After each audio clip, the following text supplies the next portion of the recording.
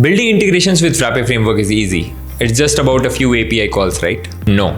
When you want to build high-quality production-ready integrations for Frappe ERPNext, there is much more involved. There are questions like where do you store the credentials?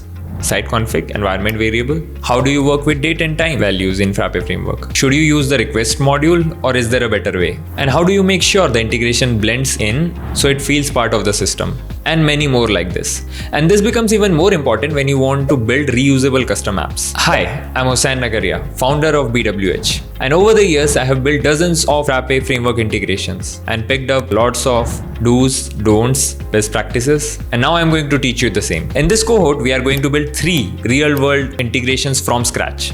And along the way, we will see various features of Frappe Framework in action that will help us build the integration in record time. And as you will see, the results are feature-rich and robust integrations. Sounds interesting? If yes, join me in this cohort by clicking in the link in the comments. And let's build some integrations because systems rarely work in isolation.